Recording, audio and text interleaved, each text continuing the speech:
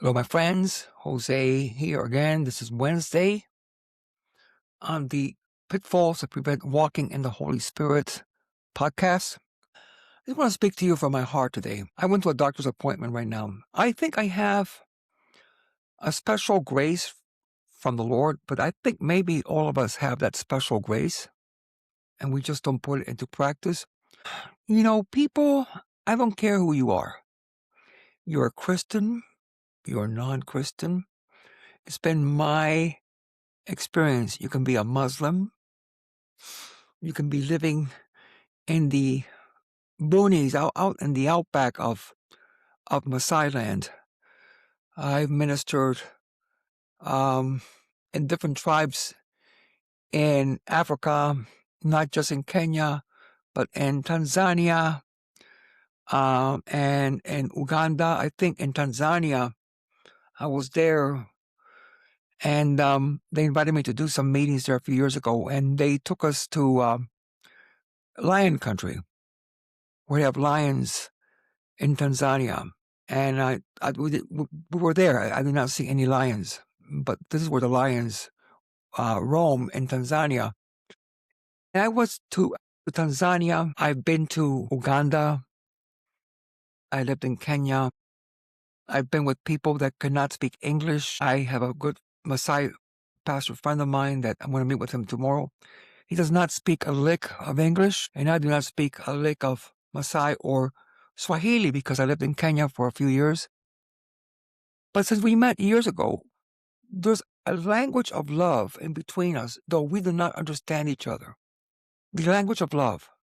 And wherever I go, I don't care who it is. If it's a straight person, if it's a gay person, if it's a guy that's into drugs, a guy that's not into drugs, a guy that's into yoga, people that are not into yoga, I met those before. The language of love and kindness and be interested in people is all the same regardless of where you are, regardless of your country, regardless of your language, regardless of your money. God has made people the same. Everybody is looking for kindness. Everybody is looking for love. That shows me, that comforts me to know that God is love, that the God that I want to be in contact with for the rest of my life is love. Look at my dog, Teddy. Does a pet need love? This is wonderful. Teddy is our 15-year-old Chihuahua, and he sleeps with my wife and me. He loves when I pet him. He loves when I cradle him like a baby in my arms. You know what that comforts me? You look at every reptile, every animal. Oh my God, this is so good. All the animals, all the people, they function best with love, not with cruelty. When do you see a dog? When do you see a cat that functions where there's cruelty? When do you see a person from another country that loves cruelty? My friends, that's incredible. Because who created all these people? Who created all these beings? Everybody, all the beings of God. Everybody's looking for kindness and love.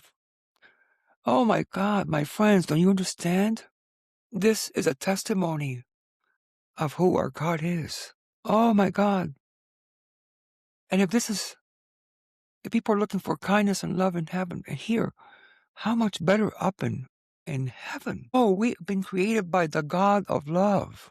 How close we should be to God. To be so connected with Him. To be so connected with Him who truly is love.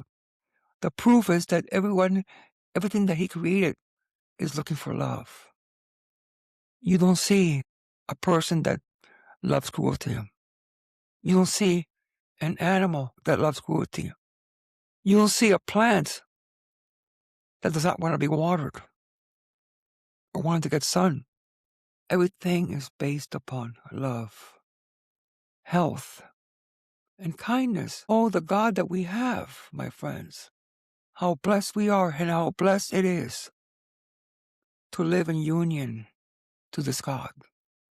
What about those that are atheists and say, well, I don't want your God? Well, I do not know. When people die, but I wonder, is there a difference between the person that has lived connected to God versus a person that has rejected God? I don't know. I'm not here. I'm not the judge of men. But my God, I want to live so intimately and right with God because I want that lifeline of love to be always there for me, for my wife. I want to live with my wife forever. We're best friends. How much more? Does it make a difference if you live intimately with God now versus if you have no interest in God? Does it make a difference in heaven? The one that rejects God, the one that has nothing to do with God versus someone like me, is it going to make a difference up in heaven? I do not know, but I surely want to be on the right side. Everywhere I've gone to, everyone I've gone to in New Mexico, my dear Native American friends that I've known throughout the years, especially the Navajo nations, I've known so many of them. I still am connected with them, and I still talk to my Pueblo friends, the Pueblo nations of New Mexico. I still talk to some of them, but I've lost contact with them. But I still, on their feast day, like the Santo Domingo Pueblo, August the 4th, that's their feast day. All the Pueblos, the Pueblo nations, they have a feast day. And Santo Domingo Pueblo is on August the 4th. And though I've not been there for years, I wish my Pueblo Indian friends that I know, I say, Happy 4th of July, happy 4th of August feast. And they're there. They'll thank me. Though I've not talked to them in years. The bond of love. I know other people that I've known that now they're the younger generation. They were little kids when I knew them. Now they are married. Native American friends of mine. Those that were kids and now are married, they have their families. We still pray with them. Why? Because everybody responds to the language of love. Everybody. So I don't want to labor this as a long podcast today. I did not want to do that. Just dawned upon me. This is very, very short today. Just dawned upon me how everybody's looking for love. Everybody's looking for kindness. Everybody is looking for someone to be interested in them.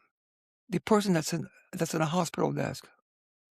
The person that is admitting people in a hospital. The people that you go to, a waitress in a restaurant. Never just say hello. I say, how are you doing?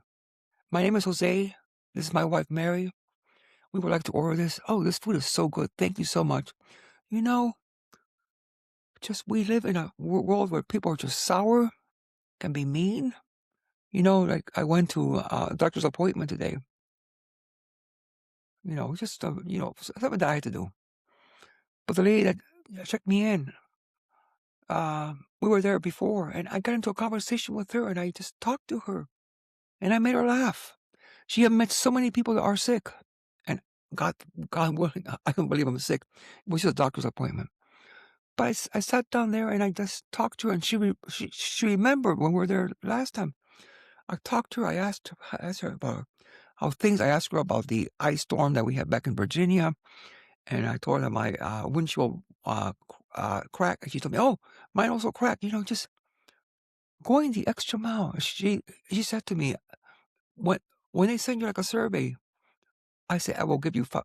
I will give you 10 stars. You know that. Wherever you go, release the love. I see people that are mean. I see people that when they I've been to stores that when people just take your order, or I've been to restaurants and the waitress comes and she takes your order and it's just, I want this, I want that, I want that, I want that. I would say, hey, how are you doing today? Thank you so much. The food's amazing. How's your day going? How's your day going today? You know, my name is Jose. This is my wife, Mary. This is the Spirit of God. God's generally interested about people. So, wherever you go, and the podcast that I did yesterday, I said, the gospel of the, I forgot how I said it. Paul talks about, he preaches the gospel of the blessed God. I think it's in Timothy. And I taught yesterday on my podcast blessed God is the word makarios. We go to the Greek, because the New Testament was not written in the English. The New Testament was written in the Greek. You go to the Greek, you find the word makarios. Makarios is happy. The gospel of the happy God. God's a happy God. God's an excited God. Excited in a good way. He says, for the flesh is weak, but the spirit is willing. See, I studied Greek. I taught myself how to talk New Testament Greek. I taught myself how to read New Testament Greek 30 years ago, because the Bibles were not written in the English Greek. And when you study in the Greek versus the English or the Spanish or anything else, it's like eating a sirloin steak versus ground beef. If you want to get revelation knowledge, where it says, because you should know the truth, and the truth shall set you free. The revelation of the truth, the revelatory truth sets you free. So where the greatest revelation is at is not in the English, it's in the Greek. So I learned how to read and study in the Greek 30 years ago, more than 30 years ago when I got married. I've never gone back to the English. I do not read in the English my Bible. I read it in the Greek, because that's where revelation knowledge is the greatest. So when it says, Paul talks about the gospel of the blessed God, makarios, it's a happy God. When it says, the flesh is weak, but the spirit is willing, the word for willing is prothumos. That means on fire. The Spirit of God is always on fire. My friends, He's always excited. He's always reaching forward. He's always loving people. He's always touching people. He's always healing people. Prothumos, He's on fire. Look up the word willing. Willing. Go to your Greek. Go to your Greek. Find your Strong's number. Put the word willing. Said, give me the Greek definition for willing in the New Testament. For the flesh is weak, but the spirit is willing. And you'll get the word prothumos, which means on fire. The Spirit of God is on fire. He's excited. He's on fire, loving people, reaching out. He's excited to go forward. Never retreats. He's never lazy. He's never bored. He's always just on. How do you feel when you're on fire? How do you feel when you're excited? How do you feel when you're passionate? That's how the Holy Spirit is. You know, I'm 71. I'll be 72 on Saturday. But in my spirit, I feel like 25. Because it says, put on the new man. And the new man is the nails man. And the nails means, there's two words for nails. But this word for nails here is, nails means young in age. The new man is the nails man. There's two new men. I got to look up the other one. But this was the nails man. Nails, he's recently born teenager. And I tell people, you can be 90 years of age, but man, you got the teenage man in you, man. You got the teenager in you. The new man the new man is the teenage man. You got a teenage man. I don't care if you're 90 years of age. Hey, you know what? I got a teenager in me. I got someone that's on fire in me. Someone that's passionate in me. If you're bored, if you're lazy, you need the New Testament Greek.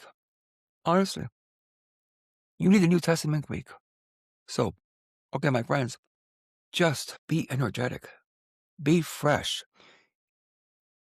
Imagine how young kids, how excited they are, how full of energy they are. That's who you are. That's who you have inside of you. Never say, oh, I'm too old. No. Never too old. Anyways, I'm not going to get out on a tangent right now. Just be excited.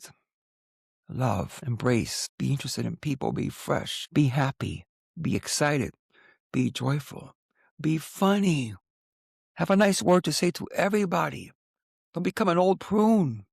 Okay, my friends, I can go on and go on. Listen, have a wonderful, wonderful, wonderful Wednesday, right? Today is Wednesday. Have a wonderful and beautiful Wednesday. And may God, as I said, richly bless you. Bye-bye.